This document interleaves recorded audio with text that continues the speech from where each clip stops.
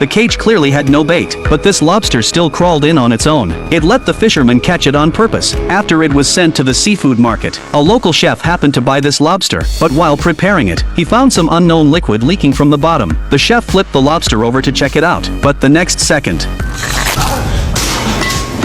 the chef who got sprayed in the face instantly lost all interest in working, so he directly called his assistant to clean up. But the assistant, wanting to free a hand to wipe the table, casually handed the lobster to the female apprentice beside him. And when the apprentice crushed the lobster, she also accidentally got sprayed all over, but she did not think much of it. Seeing the lobster already flushed into the drain, she walked away. Little did she know, this action would bring a huge disaster to the entire city. That night, the chef suddenly felt weak while working. He simply thought he just had not rested enough, so he decided to leave work early and go home. But he collapsed halfway with his legs giving out. Black blood came out of his mouth and he died on the spot. And the assistant, who had also touched the lobster, was sent to the ICU the next day. But faced with such strange symptoms, the doctors had no idea what to do. They could only watch him die in pain. So to find the cause, Dr. Anna went to the restaurant manager to ask questions, but he also did not know. He only knew the chef had handled a lobster that day, and the assistant and apprentice tossed the lobster into the grinder afterward. Then two of them died tragically, and the remaining apprentice called in sick this morning. Hearing this, Anna immediately asked for the apprentice's address. She wanted to ask for some details, but the person had already died, and the cause was exactly the same as the other two.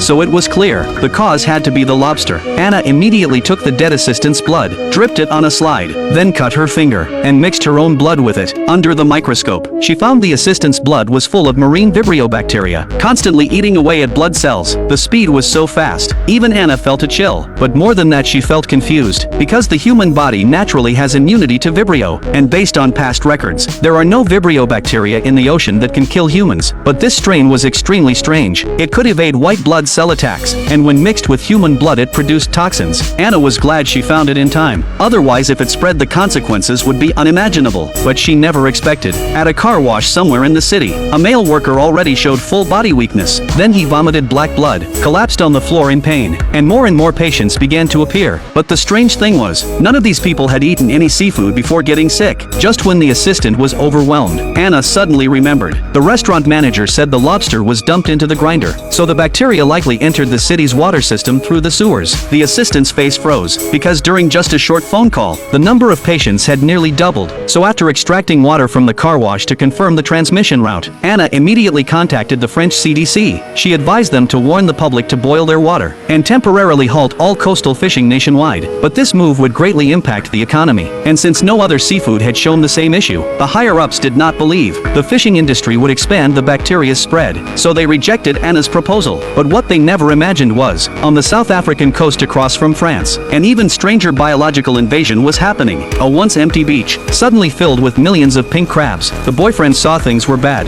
pulled the woman toward his motorcycle, used all his strength to pedal and start it, and finally took off before the crab swarm arrived.